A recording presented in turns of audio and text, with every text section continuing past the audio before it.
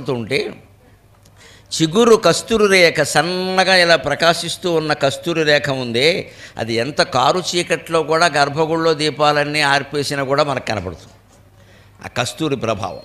అలాగ మనకు కూడా స్వామివారి జీవితం చీకటమయమైపోయింది, అప్పుల పాలైపోయాం, అనాథలమైపోయాం, ఇలాగ అప్రతిష్ట పాలైపోయాం, ఏం చేయాలో తెలియట్లేదు అని ఇంట్లో కుటుంబ సభ్యుల వల్ల కానీ మన సొంత అపరాధాల వల్ల కానీ మనం బాధపడితే స్వామివారికి ఒక్కసారి వచ్చి నమస్కారం చేసుకుని, అయ్యా నా వల్ల పొరపాటు జరగలేదు, నేనేం చేయమంటావు, నీ ఇంటికి యజమాని ఏదో రకంగా సరిచేద్దామని ప్రయత్నం చేశా కానీ కుదరలేదు, నా వల్ల కాలేదు అంటే, నీకు ఎందుకురా, నీకు అప్రతిష్ట రాకుండా నేను చూసుకుంటాను కానీ మొత్తం సీన్ రివర్స్ చేస్తాడు ఆయన. అనుమానం వెళ్ళలేదు. ఏ కుటుంబంలో ఏమున్నా సరే భగవన్ నమస్కారం, భగవన్నామస్మరణ అనేది అంత ఉపయోగపడుతుంది. ఒక్కటే లెక్క, మనం చిత్తశుద్ధితో ఉండాలి, మనం పశ్చాత్తాపంతో ఉండాలి. మనమే తప్పు చేస్తే కుదరదు. మనం తప్పు చేస్తే మనమే దండం పెట్టి ఒప్పుకోవాలి. దాన్ని చేశాను నిజమే, చాపల్యం కొద్దీ చేశాను, వ్యామోహం కొద్దీ చేశాను, దురాశ కొద్దీ చేశాను, ఇంకా చెయ్యను. నకుర్యాం పునరితి అంటారు వ్యాసభారతంలో. ఎంత తప్పుకైనా సరే భగవంతుడి దగ్గరకు వచ్చి క్షమార్పణ కోరుకుని చెంపలేసుకుని నకుర్యాం పునరితి, నేను మళ్ళీ చెయ్యను అంటే, పర్వాలేదురా, నేనే అస్తమానం మళ్ళీ మళ్ళీ తప్పులు చేస్తున్నా, ఆగిపోయిన సృష్టి మళ్ళీ చేయడంలా, తప్పు మళ్ళీ చేయడమే కాదు. ప్రళయం రాగానే సృష్టి ఆగిపోయింది, మళ్ళీ సృష్టించమని ఎవడు చెప్పారండి? అందుకని భగవంతుడే తప్పులు చేస్తున్నాడు. అయిపోయిన సృష్టి మళ్ళీ చేయమని ఎవడు చెప్పాడు ఈయనకి? మళ్ళీ అయిపోయింది, మళ్ళీ ఏదో ప్రళయం వచ్చిందంటే మళ్ళీ మొదలెట్టాట. మళ్ళీ ఎలా చేశారు అంటే మంత్రపుష్పంలో చెబుతారు, ధాత యథాపూర్వమకల్పయతు, బ్రహ్మదేవుడు సృష్టి ఎలా చేశాడు అంటే పూర్వం ఎలా చేశాడో అలాగే చేశాడు అన్నారు. పూర్వం ఎలా చేశారంటే అంతకు పూర్వం ఎలా చేశాడు ఇంక ఆ విషయం ఒకటే చెప్పడం. అంతకు పూర్వం ఎలా చేశాడో అలా చేశాడు, అప్పుడు ఎలా చేశాడు, అంతకు పూర్వం ఎలా చేశాడో అలా చేశాడు, అంతే లెక్క. మరి అంచేత భగవంతుడు తప్పులు చేస్తున్నాడు, ఊరికే సృష్టి మళ్ళీ మళ్ళీ ఎందుకంటే చేయడం, ఒకసారి ఆపేయచ్చు కదా. అంచేత మనం కూడా భగవంతుడిని ఏం ప్రార్థించాలంటే, గొప్పలు చెప్పిన పడుము, గోలయొనర్చిన నోర్చుకొమ్ము, పెన్ముప్పు ఘటిల్లి ఏడ్చిన మమ్ముం దరిజెర్చెడి దరిజూపుము. గొప్పలు చెప్పినన్ పడుము, గొలజొనర్చిన నోర్చుకొమ్ము, పెన్ముప్పు ఘటిల్లి ఏడ్చిన మమ్ముం దరిజెర్చెడి దారి జోపుము. ఏ తప్పులు చేసినన్ పడుము తప్పదు, సృష్టికి నాంది పలుకుచో ఇప్పగిదించెరింతుమని ఇంత ఎరుంగని చిన్న పిల్లవా అని దేవుణ్ణి ప్రశ్నించాలి. ఈ సృష్టికి నాంది పలికేటప్పుడు ఈ మనుషులు ఇలాగే ఉంటారు, చేసిన తప్పులు చేస్తూ ఉంటారు, గొప్పలు చెబుతూ ఉంటారు, గోలు చేస్తూ ఉంటారని తెలీదా? మేమైనా మహాపతివ్రతల్లో ఉంటామని అనుకున్నాం ఇక్కడ. ఎందుకుంటామో మా వేషాలు మాకున్నాయి ఇక్కడ. అంచేది నీ సృష్టి చేసింది నువ్వే కాబట్టి, నువ్వేం చిన్నపిల్లాడివి కాదు కాబట్టి, మేము ఎలా ఉంటామో నీకు తెలుసును కాబట్టి మా తప్పులు క్షమించవలసింది నువ్వేనయ్యా అంటే, ఒక్కసారి నా నుదుటి మీద ఉన్న నామం కేసి చూడరా అంటాడు ఆయన. చీకటి మోముపై చివురు కస్తూరి రేఖ, కారు చీకటిలోన కాంతిగాగా.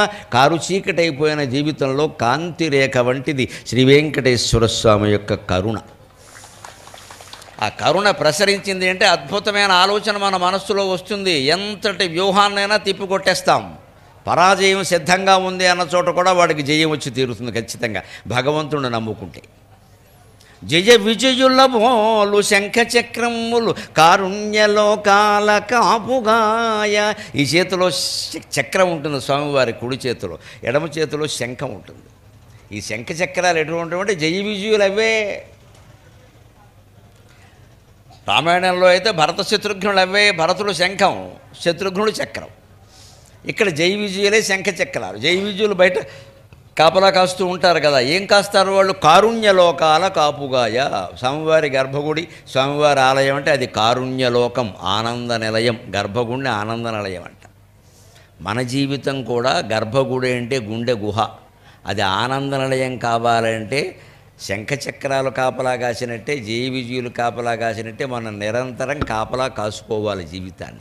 ఈ గుండెలో వస్తున్న ఆలోచనలు ఏమిటి, హృదయ స్పందనలు ఏమిటి, ఈ మనస్సు ఏం ఆలోచిస్తుంది, ఇది సరైందా కాదా అని కాస్త వివేకం, విచక్షణ ఉపయోగిస్తే తప్పు ఎందుకు చేస్తామండి ఎవరైనా సరే? ఆవేశంలో పడే చేస్తారు ఎవరైనా సరే. దానికి శిక్ష పడిపోయేసరికి క్షణికావేశం అంటాడు. పైగా ఏమంటాడంటే వెర్రి మాట, ఆ క్షణం నన్ను ఒక బలహీన క్షణంలో నేను ఈ తప్పు చేశాను. ఆ క్షణం బలహీనం కాదు, అది చాలా బలవత్తరం. వీడు బలహీనం అయ్యాడు ఆ క్షణంలో.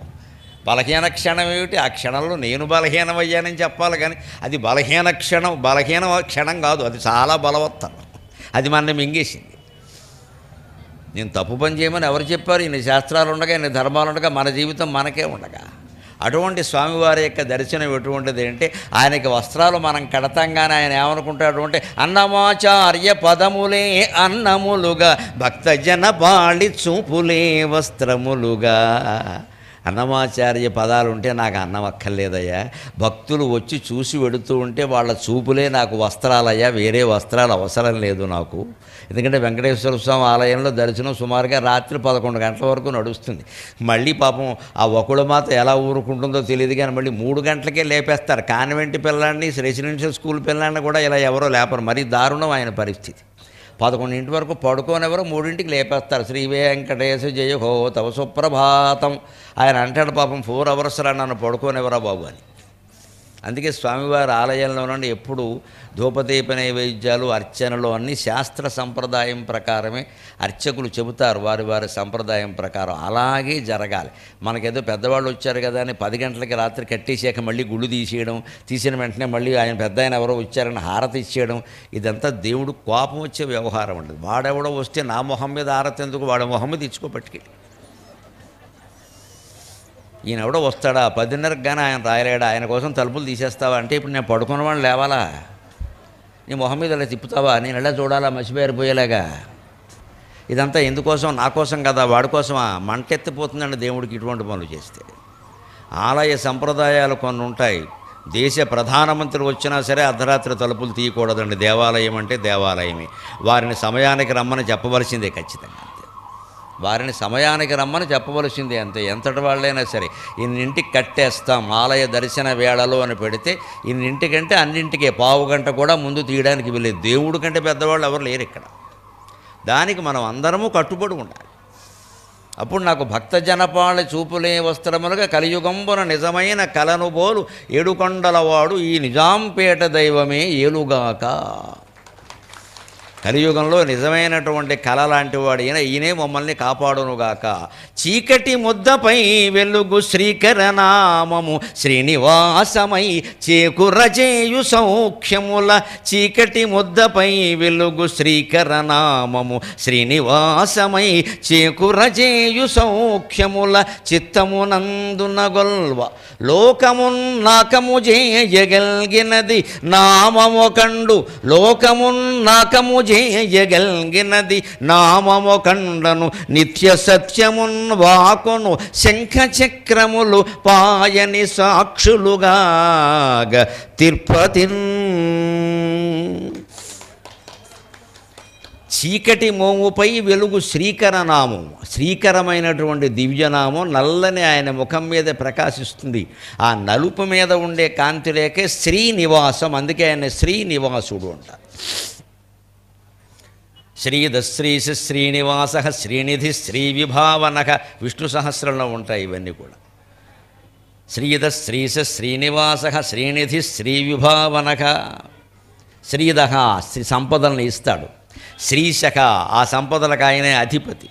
శ్రీనివాసక శ్రీదేవి ఆయన దగ్గరే ఉంటుందంటే లక్ష్మి సంపదలన్నీ ఆయన దగ్గరే ఉంటాయి. శ్రీనిధికి సంపదలకు ఆయన నిధి. శ్రీ విభావనక ఆ సంపదల ద్వారా వచ్చేటువంటి ఐశ్వర్య అనుభూతులన్నీ ఇవ్వగలిగిన వాడు ఆయన ఒక్కడే. ఈ వరసగా ఈ నామాల అర్థం అది. శ్రీధర శ్రీకర శ్రీజక శ్రీనిధి శ్రీ విభావనక. శ్రీదశ్రీశ శ్రీనివాసక శ్రీనిధి శ్రీ విభావనక అని వాటికి అర్థం. అందుకే శ్రీ శ్రీ శ్రీ అని ఉంటుంది అక్కడ. అది శ్రీకరనామం. అదే శ్రీనివాసమై చేకొను చిత్తమునందున గొల్వ. చేకూరజేయు సౌఖ్యముల చిత్తమునందున గొల్వ. అందరికీ రకరకాల సౌఖ్యాన్ని కలిగిస్తుంది. ఎప్పుడంటే చిత్తమునందున గొల్వ. మనస్సులో కనుక సేవ చేసినట్టయితే, మనస్సులో ఎప్పుడూ ప్రార్థిస్తే. ఇక్కడ గుళ్ళో దర్శనం అనేది మనకి ఒక 5 నిమిషాలు 10 నిమిషాలు దొరుకుతుంది. కానీ మన మనస్సులో ఆయన్ని స్మరించే అవకాశం మనకి 24 గంటలు ఉంది. 24 గంటలు ఉంది. గమనించండి, భక్తులు గమనించవలసింది ఇదే. మనం గుళ్ళోకి వచ్చినప్పుడు మాత్రమే స్మరించాలి, మిగిలినప్పుడు అని ఏమీ లేదు ఇక్కడ. ఈ గుళ్ళోకి రావడం ఎందుకోసం అంటే, గుండెల్లో ఉండేటువంటి శివుడు కనపడడానికి గుళ్ళో ఉండే శివుడిని చూడడం ఒక అభ్యాసం.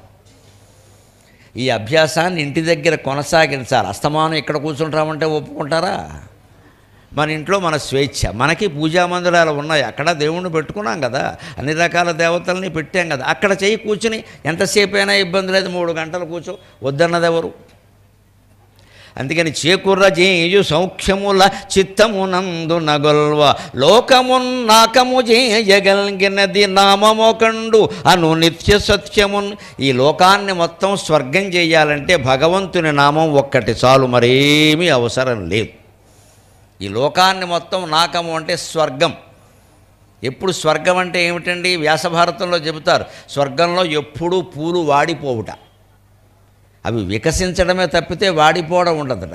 గోవులు 24 గంటలు పాలిస్తూ ఉంటాయట స్వర్గంలో. ఎప్పుడు వసంత ఋతువే ఉంటుందట స్వర్గంలో, శిశిర ఋతువు గ్రీష్మ ఋతువు ఉండవుట. ఎందుకు ఉంటుంది అంటానికి వ్యాస భగవానుడు భారతంలో ఏమంటాడంటే నిత్యతుష్టా బభూవుశ్చ సర్వే దేవతాః అంటారు. అక్కడ ఉండే ప్రజలు నిత్య సంతుష్టులై ఉంటారయా, అందుకని స్వర్గం అలా ఉంది అని చెప్పాడు. అంటే స్వర్గాన్ని మన దగ్గరికి దించచ్చు మనం. మన మనస్సుల్లో సంతృప్తి ఉంటే స్వర్గం ఇక్కడే ఉంటుందండి, ఎక్కడ ఉండదు. ఖచ్చితంగా సంతృప్తి ఉండాలి, సంతృప్తి ఉండాలి. ఉన్నది చాలు, ఉన్నది చాలు, ఉన్నది చాలు, ఇంకా రూపాయి నాకు అవసరం లేదు అని సంతృప్తి ఎక్కడ ఉందో అక్కడ స్వర్గం దిగుతుంది ఖచ్చితంగా. ఇవాళ మన అందరి బతుకుల్లో దుఃఖం ఎందుకు ఉంటుందంటే సంతృప్తి లేదు మనకి. పిల్లాడికి 25కి 20 మార్కులు వచ్చినా సరే తల్లిదండ్రులకు సంతృప్తి లేదు. Why didn't you get 25 out of 25 అండం ఇక్కడ. ఈ అడిగే ఇద్దరికి 25కు 25 రాలా, వీళ్ళు 10 వచ్చి ఫెయిల్ అయిన రకాలు వీళ్ళు. వాడు ఆ ప్రశ్న అడగడం చిన్నపిల్లాడు కాబట్టి సరిపోయింది అంతే, మనకు సంతృప్తి లేదు అసలు. 25కి 20 అంటే 100కి 80. మాకెవ్వరికి తెలుగులో కానీ ఇంగ్లీషులో కానీ 70 మార్కులు మించి రాలేదండి. మేము బాగానే ఉన్నాంగా, హాయిగా మాట్లాడుకుంటున్నాంగా, బోళ్ళు పాండిత్యాన్ని గడించాం కదా. ఈ సంతృప్తి ఉండాలి ఇక్కడ.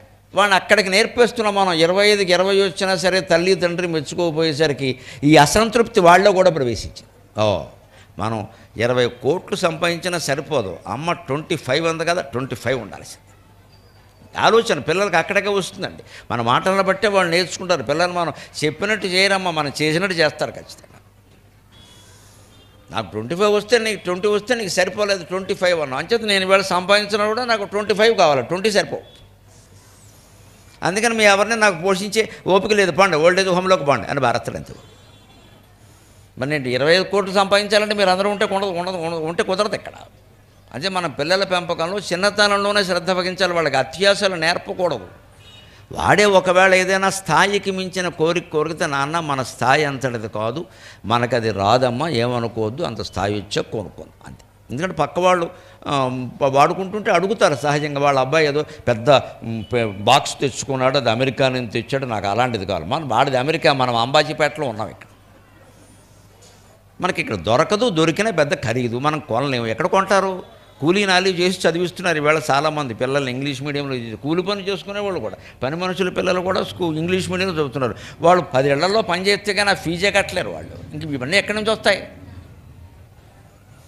సర్దుకోవలసింది. ఈ స్థాయిని బట్టి మనకి లేదు అని చెబితే ఒక్క మాట మొహమాటం లేకుండా దైవ సన్నిధిలో చెబుతున్నానమ్మా, సంతృప్తి పడడం ఆడపిల్లలకి మగపిల్లలకి ఇద్దరికీ నేర్పితే 2 తెలుగు రాష్ట్రాల్లో విడాకులు అనే సమస్య ఉండదమ్మా, విడాకులు అనే సమస్య ఉండదు.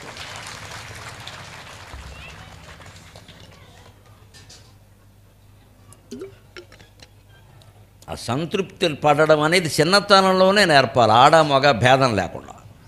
ఉన్నది చాలు, పెట్టింది చాలు, అడక్క. అదే పద్ధతిలో పెరుగుతారు, రేపు పెళ్ళయ్యాక కూడా అలాగే ఉంటారు, ఉన్నది చాలు. చిన్నప్పుడు తల్లిదండ్రులు గారాబం చేసి ఆడపిల్లల్ని మగపిల్లల్ని అడిగిందల్లా ఇచ్చేస్తూ ఉంటే అదే మనస్తత్వం వస్తుంది ఖచ్చితంగా. రేపు భర్త అయినా భార్య అయినా అడిగింది ఇవ్వాల్సిందే, లేకపోతే గొడవ. ఇగో మా నాన్న నేను ఏది అడిగితే అది ఇచ్చారు, నువ్వెందుకు ఇవ్వవు అంటే ఇప్పుడు దోషం ఎవరిది? కట్టుకున్నవాడిది కాదు, ఇదే జన్మనిచ్చిన తండ్రిది. ఈయన అడిగిందల్లా ఇమ్మని ఎవరు చెప్పారు ఈయనకి? ఈ తేడా పాటించాలి ఖచ్చితంగా. అందుకే లోకం నాకం కావాలి అంటే నాకం ఎలా ఉంది? వ్యాసుడు ఏం చెప్పాడు? నిత్యతుష్టాబభూవు అన్నారు. ఎప్పుడూ సంతుష్టులే ఉంటారట దేవలోకంలో ఉండేవాళ్ళు. మాకేం అక్కర్లేదు, ఉన్నది చాలు. అందుకే అక్కడ ఎప్పుడూ పూలు వికసించే ఉంటాయి, ఎప్పుడూ పళ్ళే ఉంటాయి, ఎప్పుడూ వసంత ఋతువే ఉంటుంది. అంచేత మన లోకానికి నాకాన్ని తీసుకురావడం పెద్ద కష్టం కాదండి, మనం అనుకుంటే వస్తుంది ఖచ్చితంగా. మనం ఒక పొరపాటు భావనలో ఉంటాం, దాన్ని వ్యాసుడు భారతంలో ఖండిస్తారండి. మనుషులు ఎలా ఉంటారు అంటే కాలాన్ని బట్టి ఉంటారు అంటాం. ఇంతకంటే తప్పు మాట ఇంకోటి లేదమ్మా. కాలం ఎలా ఉంటుంది అంటే మనుషులను బట్టే ఉంటుంది ఖచ్చితంగా. అది సరైన మాట, అది వ్యాసుడు చెప్పాడు. కాలోవా కారణం రాజ్ఞక వ్యాసభారతంలో వస్తుంది, ఉద్యోగ పర్వంలో కుంతి కృష్ణ సంవాదంలో వస్తుంది ఈ మాట. కాలోవా కారణం రాజ్ఞక రాజావా కాలకారణం ఇతి తే సంశయం మాభూత్ రాజా కాలస్య కారణం.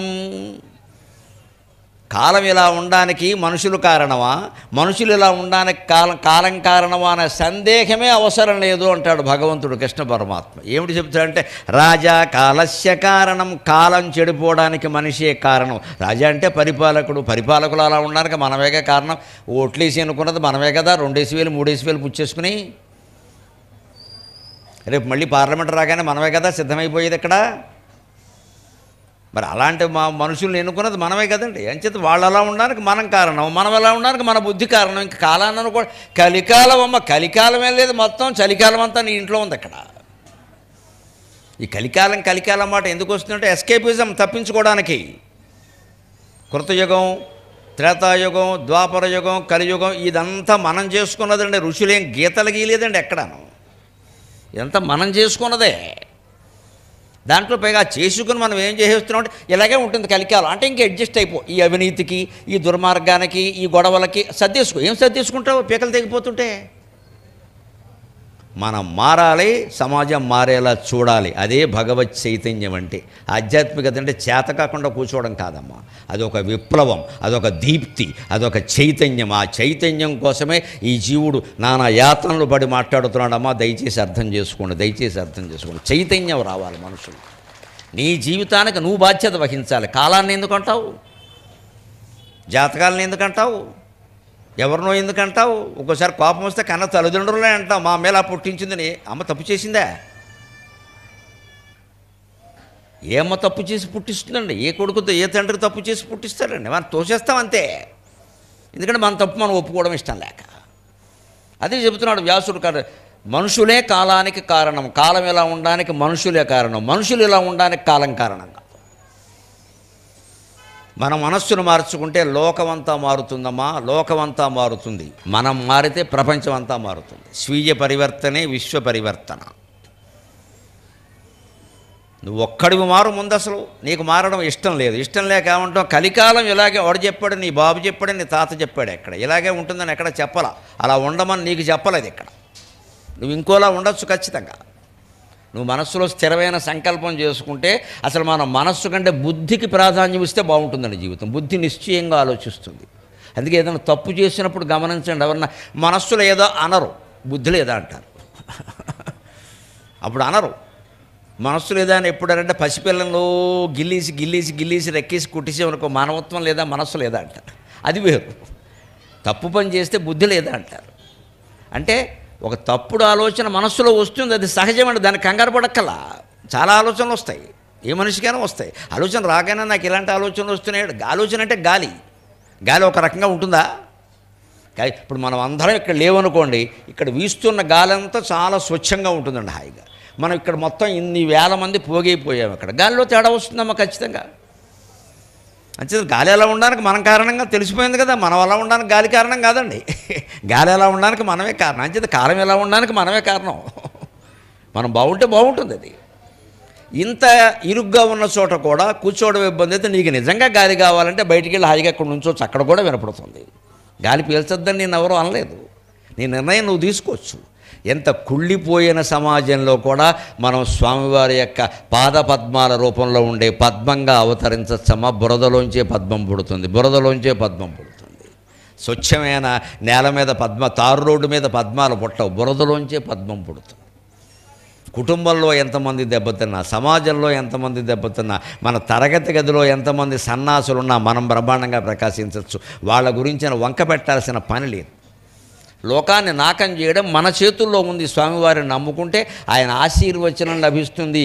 మంచి సమాజం కోసం కృషి చేసేవాడికి ఎప్పుడు భగవంతుని యొక్క ఆశీస్సులు ఉంటాయి, భగవంతుని ఆశీస్సులు ఉంటాయి. నువ్వు వెళ్ళరా, నీకు ఎందుకు నేను చూసుకుంటానని చెబుతాడు. లోకము నాకము చేయగలిగినది నామము కండను నిత్య సత్యమున్ వాకొను శంఖచక్రములు వాయని సాక్షులుగా తిరుపతిన్. ఈ లోకాన్ని మొత్తం స్వర్గంగా మార్చగలిగింది భగవన్నామం అని చెప్పడం కోసం